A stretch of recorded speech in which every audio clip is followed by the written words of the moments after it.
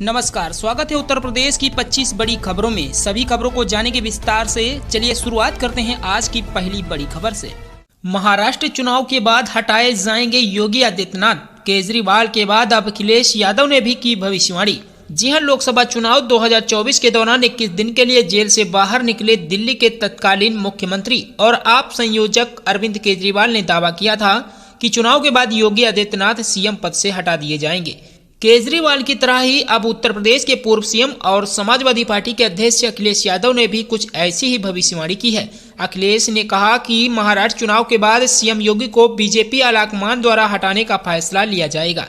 दरअसल विधानसभा उपचुनाव के लिए कुंदरकी क्षेत्र में प्रचार करने पहुंचे अखिलेश यादव ने कहा कि महाराष्ट्र विधानसभा चुनाव के नतीजे घोषित होने के बाद योगी आदित्यनाथ से मुख्यमंत्री पद की कुर्सी छीन ली जाएगी। अखिलेश ने कहा कि आजकल कांग्रेस को अपनी कुर्सी बचाने का ही गुस्सा है, क्योंकि दिल्ली वालों ने तय कर लिया है कि महाराष्ट्र चुनाव के बाद इनकी कुर्सी नहीं बचेगी। अखिलेश यादव ने कुंदरकी में कहा कि सीएम योगी पर निशाना साधते हुए कहा कि ये योगी आदित्यनाथ दिल्ली गए थे और चाहते थे कि अपना कुछ बनवा लें, लेकिन अपना कुछ नहीं बन पाया। सब कुछ कार्यवाहक चल रहा है। अखिलेश ने कहा कि सरकार का सबसे बड़ा पुलिस अधिकारी यानी डीजीपी तक कार्यवाहक और वो भी परमानेंट नहीं बना पा रहे, क्योंकि दिल्ली सोच रहा है कि अब इनको योगी आदित्यनाथ को कुर्सी से हटाएं। बरेली में कारोबारी भाई बहन ने मकान को बताया दफ्तर। जांच में पकड़ी गई 1.20 करोड़ की टैक्स चोरी। जब बरेली के कैलाबाग स्थित ऑयल ट्रेडिंग मार्केटिंग सर्विस से जुड़ी 3 फर्मों से टैक्स चोरी की सूचना पर राज्य कर विभाग की एसआईबी टीम ने छापा मारा। 3 फार्मों के मालिक आपस में भाई बहन हैं। जांच में 1.20 करोड़ रुपए की कर चोरी पकड़ी गई है। मौके पर 11.60 लाख रुपए जमा कराए गए। राज्य कर अपर आयुक्त ग्रेड 1 HP राव दीक्षित के मुताबिक प्लेनेटॉक्स जिल एंड जेट नूडॉक्स नाम से 3 अलग अलग फर्म संचालित की जा रही थी। जहां कार्यस्थल बताया वहां आवास मिला। तीनों फर्म के मालिक और डायरेक्टर भाई बहन मिले। फार्मों के कारोबार और कर चोरी की अलग अलग जांच रिपोर्ट तैयार की। प्लेनेटॉक्स फार्म से फ्यूल, हाइड्रोकार्बन ऑयल आदि की ट्रेडिंग के लिए पंजीकृत है। पाखंडियों पर पुष्प वर्षा और प्रयागराज में युवाओं पर लाठी वर्षा। यूपी पीसीएस मामले पर बरसे चंद्रशेखर आजाद। जी प्रयागराज में यूपी पीएस परीक्षा 2 बार कराने का विरोध कर रहे छात्रों को लेकर भीम आर्मी प्रमुख और सांसद चंद्रशेखर आजाद ने यूपी की योगी सरकार पर बड़ा हमला बोला है। चंद्रशेखर आजाद ने कहा कि पाखंडियों पर पुष्प वर्षा और युवाओं के नौकरी मांगने पर उन पर लाठी वर्षा कराई जा रही है।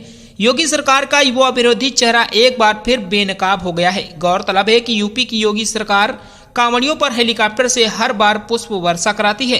कांवड़ यात्रा वाले भी युवा ही होते हैं। चंद्रशेखर ने इसी पुष्प वर्षा पर निशाना साधा है। चंद्रशेखर से पहले समाजवादी पार्टी के अध्यक्ष अखिलेश यादव ने भी प्रयागराज में आंदोलन और लाठीचार्ज को लेकर सरकार को घेरा। अखिलेश ने कहा कि बल प्रयोग करने वाले अधिकारियों को खुली चेतावनी दे दी। अखिलेश ने एक्स पर लगातार कई पोस्ट करने के साथ ही मुरादाबाद में आयोजित जनसभा में भी इस मुद्दे को उठाया। चंद्रशेखर आजाद ने सोशल मीडिया प्लेटफॉर्म एक्स पर लिखा कि पाखंडियों पर पुष्प वर्षा और युवाओं के नौकरी मांगने पर उन पर लाठी वर्षा। आज एक बार फिर योगी सरकार का युवा विरोधी चेहरा बेनकाब हो गया। चंद्रशेखर ने लिखा कि इलाहाबाद में यूपीपीएससी में धांधली रोकने और नौकरी की मांग कर रहे छात्र छात्राओं पर लाठी बेहद निंदनीय है। इसलिए मैं कहता हूं कि नौकरी और रोजगार भाजपा के एजेंडे में ही नहीं है। इनके एजेंडे में युवाओं को सिर्फ सांप्रदायिकता की आग में झोंकना है। लेकिन हम कह रहे हैं कि पढ़ेंगे तो आगे बढ़ेंगे। इससे पहले अखिलेश यादव ने एक के बाद कई पोस्ट किए। कुंदरकी की सभा में भी प्रयागराज मामले को उठाया। अखिलेश यादव ने कहा कि अब हर हाथ में तिरंगा लहराएगा।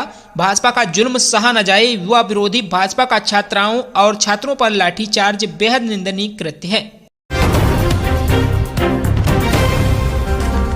गांव में हुए विकास कार्यों की ड्रोन से निगरानी करा रही योगी सरकार। तय होगी अधिकारियों की जवाबदेही। यह योगी सरकार प्रदेश में भ्रष्टाचार के खिलाफ जीरो टॉलरेंस की नीति पर लगातार आगे बढ़ रही है। इसी का नतीजा है कि प्रदेश के गांवों में हो रहे विकास कार्यों की गुणवत्ता की जांच के लिए अब योगी सरकार ड्रोन तकनीक का सहारा ले रही है। गांवों में बन रहे आवास, पेयजल की सुविधा, सिंचाई से संबंधित कार्य, सड़क निर्माण, खेल के मैदान का निर्माण और पौधरोपण जैसी महत्वपूर्ण कार्यों की निगरानी के लिए सीएम योगी ने यह महत्वपूर्ण फैसला लिया है। पूरे प्रदेश में इन कार्यों व मनरेगा से संबंधित कार्यों का सत्यापन करने के लिए जिला मुख्यालय पर टीमें लगाई गई हैं। जरूरत के हिसाब से इन टीमों की संख्या में बढ़ोतरी भी की जा सकती है। योगी सरकार के इस कदम से जहां ग्रामीण विकास कार्यों में पारदर्शिता आएगी, वहीं अधिकारियों की जवाबदेही भी सुनिश्चित होगी। सरकार का मानना है कि इस प्रकार के तकनीकी प्रयोग से न केवल विकास कार्यों में सुधार होगा, बल्कि ग्रामीण अर्थव्यवस्था को सुदृढ़ करने में भी मदद मिलेगी। केंद्र की मोदी सरकार के साथ विकास कार्यों में कदम से कदम मिलाकर आगे बढ़ रही योगी सरकार का भी प्रदेश में तकनीकी के इस्तेमाल पर विशेष बल है। इसी के मद्देनजर प्रदेश में मनरेगा योजना अंतर्गत किए गए कार्यों की ड्रोन तकनीकी से निरंतर निगरानी और निरीक्षण का कार्य जारी है। योगी सरकार ने इसके लिए जिलेवार निरीक्षण का निर्देश दिया है। सीएम योगी के नेतृत्व व निर्देशन में ग्राम्य विकास ग्रामोन्मुखी योजना का क्रियान्वयन जहां बेहतर तरीके से किया जा रहा है, वहीं योजनाओं को अमली जामा पहनाने में कहीं घालमेल न होने पाए, इसके लिए सतत रूप से निगरानी किए जाने की व्यवस्था की गई है। विकास कार्यों की ड्रोन तकनीकी से वीडियोग्राफी, फोटोग्राफी पर निगरानी का कार्य निरंतर जारी है। राज्य मुख्यालय स्तर पर तैनात टीमों द्वारा जनपदों में जाकर कार्यों की निरंतर ड्रोन तकनीक से वीडियोग्राफी, फोटोग्राफी का कार्य किया जा रहा है। ड्रोन तकनीक से विकास कार्यों की निगरानी और निरीक्षण का उद्देश्य यह सुनिश्चित करना है कि योजनाओं का लाभ वास्तविक रूप से जनता तक पहुंचे और कार्यों की गुणवत्ता में किसी प्रकार की कमी न हो। योगी सरकार इसके लिए वित्त वर्ष 2023-24 में हुए विकास कार्यों का निरीक्षण करा रही है। प्रदेश के गांव में हो रहे विकास कार्यों के निरीक्षण के बाद जिन जिलों में कार्य तय मानक के अनुसार नहीं हुए हैं, उन जिलों के जिम्मेदार अधिकारियों की जवाबदेही तय की जाएगी। सरकार ने जिलों से संबंधित अधिकारियों को राज्य स्तरीय ड्रोन टीम का पूरा सहयोग करने का निर्देश दिया है। इसके तहत मुख्य विकास अधिकारियों को निर्देश दिए गए हैं कि वह ड्रोन टीम को सहयोग प्रदान करने के लिए अधीनस्थ अधिकारियों व कर्मचारियों की ड्यूटी लगाना सुनिश्चित करें। 24 घंटे अलर्ट मोड पर रहेंगे 220 हाईटेक डीप डाइवर। पानी पर होगा 700 नावों से पहरा। जहां सनातन धर्म के सबसे बड़े सामूहिक आयोजन महाकुंभ में योगी सरकार हर आपात स्थिति से निपटने की तैयारी कर रही है। दुनिया के सबसे बड़े सांस्कृतिक कार्यक्रम को सुरक्षा की दृष्टि से सफल बनाने के लिए जल पुलिस, पीएससी स्वास्थ्य कर्मियों के साथ एनडीआरएफ और एसडीआरएफ की कई टीमें मिलकर काम कर रही हैं। इसी क्रम में महाकुंभ के दौरान 220 हाईटेक डीप डाइवर समेत एनडीआरएफ और एसडीआरएफ के सुरक्षाकर्मी 700 नाव पर सवार होकर 24 घंटे अलर्ट मोड पर रहेंगे।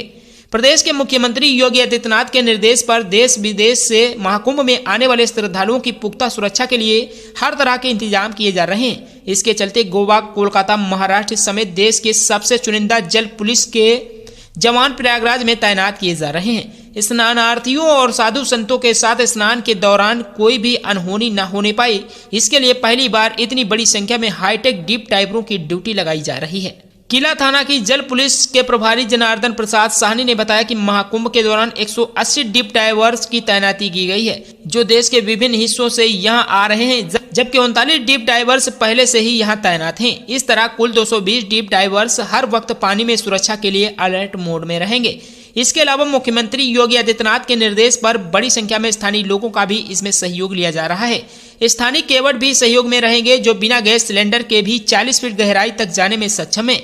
यही नहीं, स्नानार्थियों की मदद के लिए 10 कंपनी पीएससी, 12 कंपनी एनडीआरएफ और 6 कंपनी एसडीआरएफ भी तैनात की जा रही है, जो किसी भी विषम परिस्थिति से निपटने में सक्षम होगी।